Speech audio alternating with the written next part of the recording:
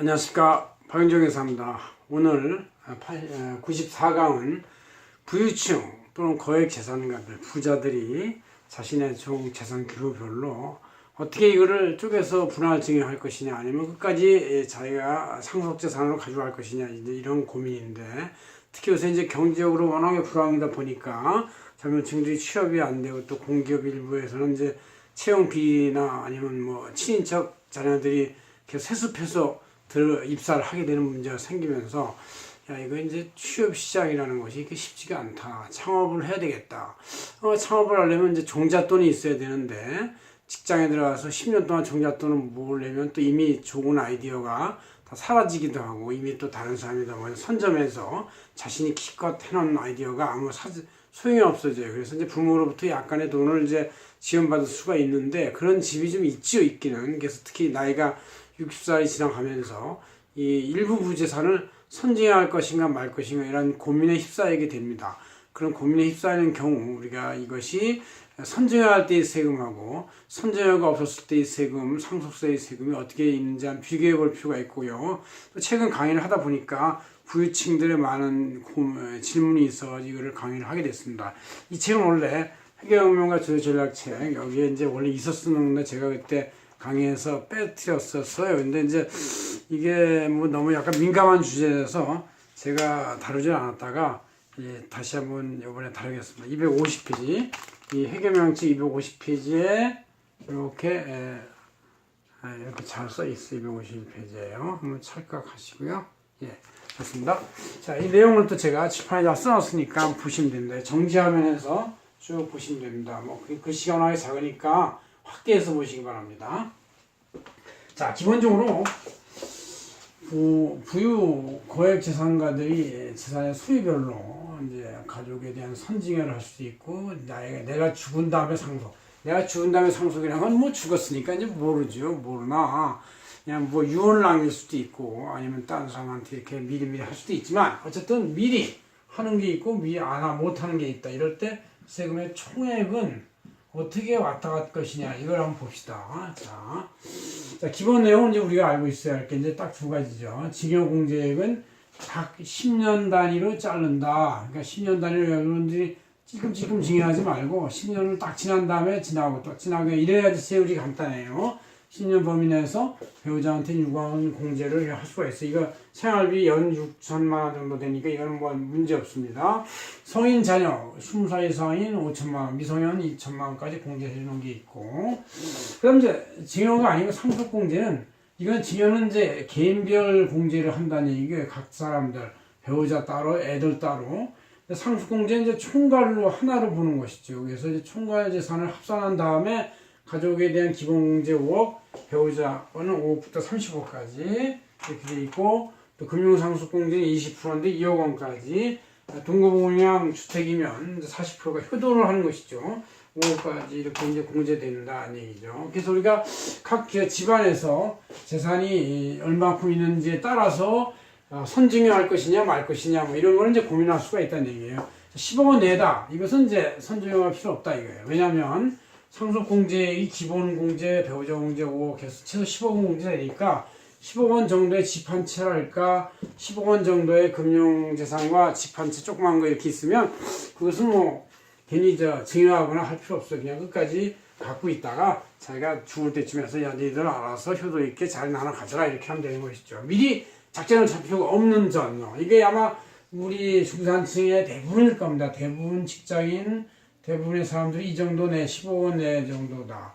조금 더 있어서 15억원, 조금 더 이제 저축을 5억 돈 더한 것이죠. 이거 기본이 이 정도인데, 열심히 이제 모아서 더 있는 사람, 주택이 한 채 있다 이런 얘기예요. 그럴 때 이제, 이럴 때는 자녀 1인당 1억 5천원 정도 종잣돈 선증여해서 사업을 시켰다 그러면, 자녀의 증여세는 1억 5천에서 5천을 뺀 나머지 10%에 대해서 이제 2명이니까 2천만원 선증여세를 냅니다. 자, 근데 선증여세 아니고 이제 그냥 다 상속으로 갔을 때 이제 기본공제 5억, 배우자공제 5억, 동거주택 이제 일로 왔으니까 2억, 55에 40%는 54, 22억까지입니다. 12억 원이 공제돼요. 선증여를 안 하면은 이제 15억이 다 일로 왔으니까 15억에서 12억 뺀 나머지 3억에 대해서 1억까지 10%인 1000, 2억 곱하기 20%인 4000에서 이제 5천을 내게 되죠. 5천을 내는 것과 5천이네요. 5천과 2천만 원. 2천만 원만 낼래? 아니면 5천만 원 낼래? 그러니까 이제 아무래도 미리 선징여하면 2천만 원으로 끝나는데 돌아갈 때를 하게 되면 이제 5천만 원 상속세를 내게 된다. 이런 얘기죠. 선징여 안 하면. 그 다음 어떤 분의 재산이 20억 원대다. 금융재산이 이 중에 5억 원이 섞여 있다. 집은 한채 물론 있겠죠. 자녀 1인당 2.5억씩 선증이었다고 치면 이제 2.5억에 대해서 5천만 원 공제, 선임 공제 있죠. 해주고 다 60살 넘었으니까 우리 죽는 사람이 2억이 됩니다. 2억 원에 대해서 이렇게 1억까지 10%, 1억 초과에 대한 1억 20%에서 3천만 원이 됩니다. 1은 2천만 원, 3천만 원 되죠. 3천만 원 곱하기 이 둘은 6천만 원의 선증여세액이 나와요. 자, 20억 원을 그냥 가져갔다. 선증이 안 하고. 그러면 이제 기본공제 5억, 배우자 공제 5억, 금융환수공제는 5억 곱하기 20%까지 2억 11억 이렇게 돼서 11억 원이 됩니다.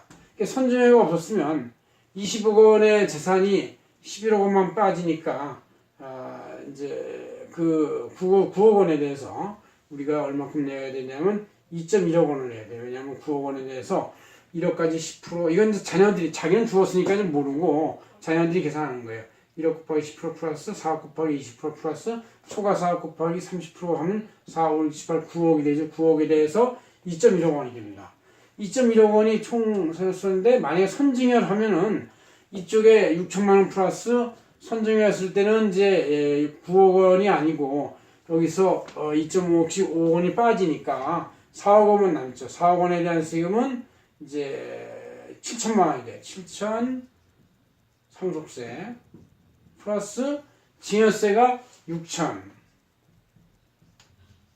이렇게 합하니까 1.3억 원. 그럼 1.405억 원이 총세금이 되는데 이거를 선증여를 안 하고 그냥 죽을 때까지 끝까지 가면 2.1억 원이 되는 게 좀 차이가 있죠, 역시. 그러니까 이제 20억 원 정도면 아마 요새같이 나이를 많이 먹는 세대에는 아마 죽을 때까지 써야 할 돈의 한 반 정도는 될 거예요, 느낌에. 반은 남죠, 그래도.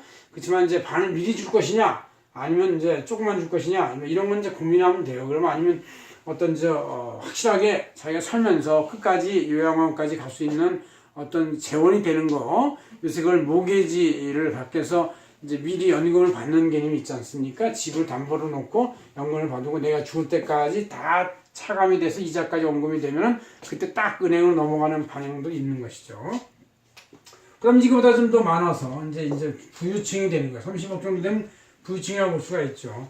동거집이 10억짜리가 있어요, 이럴 때는 보통. 금융산도 5억 정도 돌아다닙니다. 이럴 때 이제 야, 내가 좀 주겠다, 미리. 이렇게 해서 이제 몇십 년 동안 4.5억을 선증했다고 치면 4.5억에서 5천만 원 빼면 4억 원이 됩니다. 4억 원이 돼서 4억 원에 대해서는 증여세가 1인당 1억 곱하기 10% 플러스 추가 3억에 대해서 20% 하면 7천만 원이 되고 2, 3, 6 플러스 10, 한 1,000, 7천 곱하기 2명이니까 1.4억 원이 됩니다. 1.4억 원인데 이 30억 원을 이제 그냥 그대로 미리 선징여를 4.5억 하지 않고 가져오면 기본 5억, 배우자 5억, 금융 1억, 동거주택 4억 해서 15억 원 적용이 돼가지고 이 30억에서 15억 원을 빼면 15억 원이 남는 것이죠. 15억 원에 대한 선징여를 안 하면 1억까지 10% 플러스 초과 4억에 대해서 20% 플러스 초과 5억에 대해서 30% 플러스 초과 5억에 대해서 40% 왜냐하면 5, 10, 14, 15, 15억이 되잖아요. 15억이 이렇게 세금 내서 총 상속세는 4점 상속세가 된다 이런 얘기죠. 그러나 선징여를 하게 되면 15억이 아니고 15억에서 선징여액 4.5억씩 두 명이 빠지니까